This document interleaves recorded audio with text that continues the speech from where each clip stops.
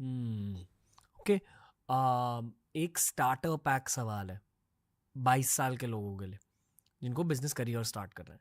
मेरी एडवाइस हमेशा ये होती है कि यार किसी बिजनेस पर्सन के साथ काम करो, इंटर्नशिप्स करो, उन्हें शैडो करो और सीखो अलग अलग डोमेन्स के बारे में.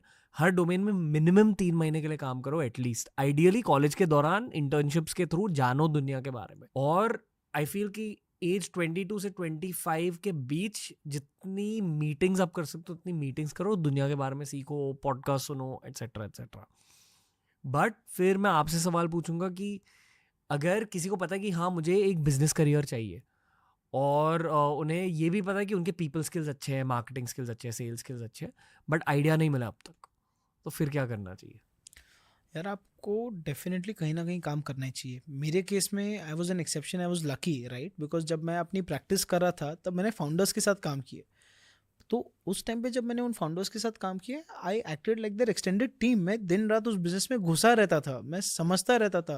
That's what thought me about operations, sales, customers, bigger problems, people problems. Because as a 21 year old I did not think handling people was my strength right. CA कभी एचआर वाली चीज़ नहीं कर पाते हैं right. They always struggle that because उन्हें सिखाया नहीं जाता. उन्हें आप नंबर्स दे दो, उन्हें आप सेल्स दे दो, ये दे दो, वो कर पाते हैं. But people angle might not always be the best part of a CA, right? That you learn when you're working with bigger people. आप ऐसे मत वेट करो कि आपके पास आइडिया आएगा. आप जो इंडस्ट्री आपको पसंद आ रही है ना, आप उस इंडस्ट्री में काम करो. उससे दो आउटपुट मिलेंगे, या तो इस इंडस्ट्री में काम करना है या तो नहीं करना है. अगर आपको लगता है कि option is to, then figure out the next industry where you want to go and work. Because when you're in a domain, अगर आपकी मार्केटिंग अच्छी है, एचआर अच्छी है, अगर आप कोई एक बिजनेस में ज्वाइन कर रहे हो, आप वर्टिकली दूसरे बिजनेस लाइन सेम फंक्शनैलिटी में आप मूव कर सकते हो. That will help you learn different businesses all together right. अब कोई इंडस्ट्रीज को हाईलाइट करना चाहोगे? यार I think the easiest industry that you should आज के टाइम पे start off should be an e commerce industry or then a proper manufacturing industry, because both of these give you variety of experiences. In e-commerce, the kind of customers that you deal with or the kind of customer complaints that you deal with gives you an idea कि यार लोग कैसे होते हैं, लोगों के साथ करना कैसे चाहिए. उसके अलावा अगर आप मैन्युफैक्चरिंग एंटिटी में डील करोगे तब इन हाउस जो फैक्ट्री के एम्प्लॉयज़ होंगे ना, उसी में आपको वैरायटी मिल जाएगी. आप समझ जाओ कि वर्ल्ड में किससे कैसे डील करना है, क्योंकि उसी में एक मिड लेवल मैनेजर होगा, उसी में आपके पास एक कस्टमर आके बोलेगा ये क्वालिटी मैच नहीं करी, ये करी. तो आप दोनों चीज़ ऑन कर लोगे. आई थिंक अगर आप कोई भी कंपनी में जाओ, अगर आपको सिर्फ लोगों को देख के सीखने का मौका मिले, नथिंग बेटर देन दैट. मैं ये भी मानता हूँ कि सिर्फ कॉलेज प्लेसमेंट्स के लिए नहीं बैठना चाहिए, खुद से भी अप्लाई करना चाहिए. And in order to make your CV good, अगर हो सके तो 11th स्टैंडर्ड से इंटर्नशिप स्टार्ट करो और वर्क एक्सपीरियंस गेन करो. हमारे ऑफिस में ना internships have been very important. मेरे कम से कम 11 इंटर्न ऐसे हैं which have converted to full time employees, because these people intern with us, they worked with us for 3 months. हमें उनमें कुछ दिखा, उन्हें हमें कुछ शायद ज़्यादा दिखा, that they came in and started their careers with us right. And ये दोनों तरीके से बेनिफिशियल है. एक for the individual definitely, because his stint is restricted to 3 months. Most of the internships that now people have started doing are paid. तो आपके पास कुछ ना कुछ घर खर्ची निकल जाती है जिससे आप कुछ ना कुछ कर सकते हो. सेकेंड, यू आर बिजी, आपका एक नेटवर्क बन रहा है. आपका जो इंटर्नशिप में बॉस होगा ना, वो हो सकता है जब आप करियर ज्वाइन करना चाहो वो किसी कंपनी में आपको रेफर कर देगा जहाँ पे आपको कोई डायरेक्ट कनेक्ट नहीं था, या वो कंपनी आपकी कॉलेज में प्लेसमेंट्स के लिए नहीं आई. या हो सकता है अगर वो कंपनी प्लेसमेंट के लिए आ रही है और अगर आपने इनसे रेफरल मांगा है तो वो शायद रेफर कर दे और वहाँ के एचआर आपको थोड़ा स्पेशल कंसिडरेशन दे बिकॉज एक रेफरल का केस है. So internship is absolutely important. अगर मैं वो 3 साल KPMG में नहीं करता, and I use to work mad hours, I skip my CA classes, final की क्लासेस टू वर्क. मैं अपने पार्टनर्स या मैनेजर्स को जाके बोलता यार बड़ौदा जाना स्टॉक अकाउंट के लिए मैं जाऊँगा, मुंबई जाना है मैं जाऊँगा, कुछ भी काम आया बेसिक से काम मैं जाऊँगा करने के क्योंकि लिए. सीखना था तब, सीखना था, लोगों को मिलना था, लोगों के पर्सपेक्टिव्स जानने थे, एंड वो नेटवर्क बनाना था. So when I started practicing, one of my clients when I was in KPMG, जो ये इंडस्ट्री में जो काम करते थे, जिस क्लाइंट पे मैं ऑडिट कर रहा था, जो लोग वहाँ पे काम कर रहे थे, जैसे ही मैंने प्रैक्टिस स्टार्ट की, मैंने उन्हें मैसेज डाला, उन्होंने मेरे को क्लाइंट्स रेफर कर दिए कि अरे तू कर रहा है अच्छा, तू अच्छा काम करेगा, ये ले पहले 2 क्लाइंट, इनसे काम स्टार्ट कर. That got me revenue without even me having to market, without me having to go and meet clients. And because it went via referral, I got them instantly. So I think internship is very, very important. ये अब तक का ना सबसे practical और useful point है.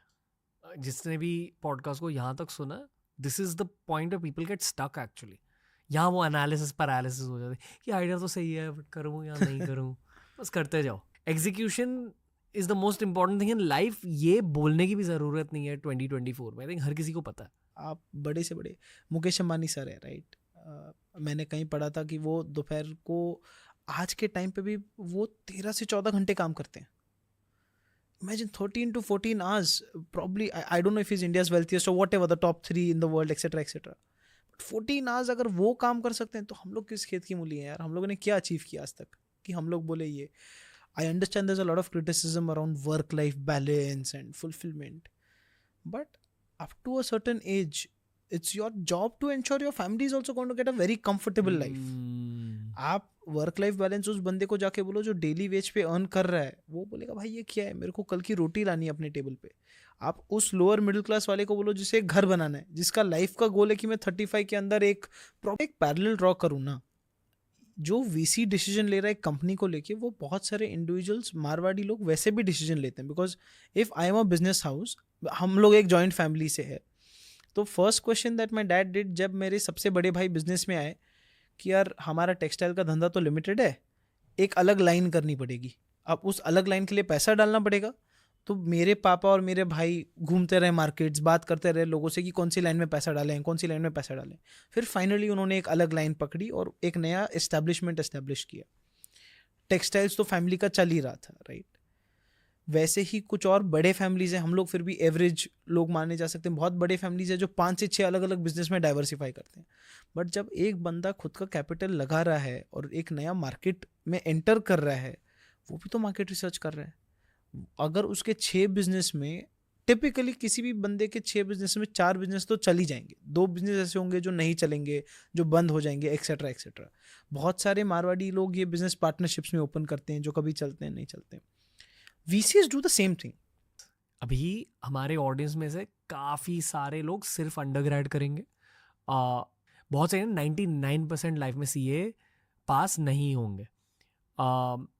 Interest भी नहीं है CA करने का. बेसिक सा सवाल है कि CA करने के बाद क्या स्किल सेट्स ऐड हो जाते हैं और क्या आप उन्हीं स्किल सेट्स को स्टेटमेंट्स में पास ऑन कर सकते हो टू ऑडियंसेस. क्योंकि लोग ये वाला पॉडकास्ट एक सीखने के पर्सपेक्टिव से देख रहे हैं. तो आई एम 100% श्योर कि जितनी सफलता आपने देखी है, जितने प्रॉफिट्स आपने देखे, आपने CA के स्किल्स अप्लाई करे हैं. फेयर टू से? Yes. ये एकदम बेसिक तरीके से समझे. एक 10 साल के बच्चे को कैसे आप समझाओगे कि CA स्किल्स होते क्या है? CA skills, right? CA का फुल फॉर्म क्या होता है? CA का फुल फॉर्म होता है चार्टर्ड अकाउंटेंट. ये एक बेसिक अकाउंटेंट से अलग होता है. एक अकाउंटेंट आपका लेखा जोखा करता है. वो बोलता है आपके पास 100 रुपये है, आपके पास 80 रुपये गए, आपने इतना खरीदा, आपने इतना बेचा. उस नंबर को एनालाइज करके डिसीजंस लेने को चार्टर्ड अकाउंटेंसी बोलते हैं. यहाँ पे बेसिक ऑफ बिजनेस से ज़्यादा आप कॉस्टिंग के प्रॉब्लम सॉल्व कर रहे हो. आप ऐसे प्रॉब्लम सॉल्व कर रहे हो जब आपको डिसाइड करना है कि आप प्रोडक्ट A बनाओगे या प्रोडक्ट B बनाओगे, या इन दोनों का कॉम्बिनेशन लेके आप एक प्रोडक्ट C बनाओगे. अगर मेरे को, हमारे कॉस्टिंग सब्जेक्ट में प्रॉब्लम्स ऐसी होती थी कि अगर मेरे पास 10 लाख का कैपिटल है तो क्या मुझे इस कैपिटल से इस फैक्ट्री को अगर मैं इतना आउटपुट करूँगा तो मैं कितना कमाऊँगा, ब्रेक इवन पॉइंट निकालो, ये निकालो. सो वहाँ से हम लोग की कॉस्टिंग स्किल्स बहुत ज़्यादा बढ़ी. फिर एक SFM सब्जेक्ट हुआ करता था, स्ट्रेटेजिक फाइनेंशियल मैनेजमेंट. इससे हम लोग कंपनी की वैल्यू निकालना सीखते थे कि उनका बैलेंस शीट कैसे पड़े, उनका cash balance, asset to liability ratio, debt to creditors ratio, debt to equity ratio, market में अगर ये अप जा रहा है, डाउन जा रहा है, इसका मूवमेंट कैसे जाएगा. Fundamental analysis. जब कोई शेयर मार्केट का एक्सपर्ट बोलता है we are doing fundamental analysis, वो SFM की थ्योरी अप्लाई करता है. जब हम लोग डायरेक्ट टैक्स इनडायरेक्ट टैक्स पढ़ते हैं, हमें ये पता चल जाता है कि अगर इंडिया में धंधा करना है और 10 रुपये का सेल कर रहे हैं तो एक्चुअल में गवर्नमेंट को कितना देना है, हमारे पास कितना आएगा. This helps us cover all aspects of business together. और जब लॉ पढ़ते हैं, corporate law, it also tells us what we can do, what we can not do, right? But एक बैलेंस शीट देखकर एक CA को क्या दिख जाता है जो एक फाउंडर को नहीं दिखता? यार जब आप फाउंडर होते हो ना, तब आपको बैलेंस शीट से कोई मतलब नहीं होता. आपको मतलब होता है आपके बैंक अकाउंट में कितने पैसे हैं और उस दिन आपको क्या खर्चा करना है, इस खर्चे से आप क्या बनाओगे. बट अगर वो CA है और वो उस बैलेंस शीट को देख रहा है, मेरे को पता है आपकी पेरोल इस महीने की 30 लाख रुपए है, इसका मतलब इस साल में आपको 3 करोड़ रुपए की पेरोल है, बट आपके बैंक अकाउंट में सिर्फ 50 लाख रुपए पड़े, तो आप आज 40 लाख का या 20 लाख का खर्चा नहीं कर सकते हो क्योंकि आपके पास फ्यूचर रेवेन्यू आउटकम्स नहीं दिख रहे. सीए हर एक बैलेंस शीट के फिगर को लेके बता सकता है कि उसका बिजनेस आगे चलेगा नहीं चलेगा, चलने के लिए उसे क्या करना होगा क्या नहीं करना होगा। तो आई थिंक बैलेंस शीट के हर एक आइटम को पढ़ना बेस लेवल से, और ये कोई रॉकेट साइंस नहीं है, ऑफ कोर्स रूल्स के हिसाब से क्लासीफाई होता है। बट अगर मैं एक बच्चे को बोलूँ कि तेरे पास 1,000 रुपये हैं, इस 1,000 रुपये से तेरे को एक महीने अपने सारे खर्चे निकालने हैं, तो वो फट से बोल देगा या तो खर्चा निकल सकता है या खर्चा नहीं निकल सकता है, क्योंकि उसको अपने खर्चे पता होंगे और वो उसके हिसाब से प्लानिंग करेगा। तो I think reading of a balance sheet, taking the rules aside, अगर मैं रूल्स को हटा दूं इस पूरी थ्योरी से जो पढ़ने के बाद आते हैं, बैलेंस शीट होता क्या है कि आपके पास पैसे कितने हैं, आपको खर्चे क्या क्या करने हैं, बैलेंस शीट इन दोनों को मिला के एक टोटल होता है।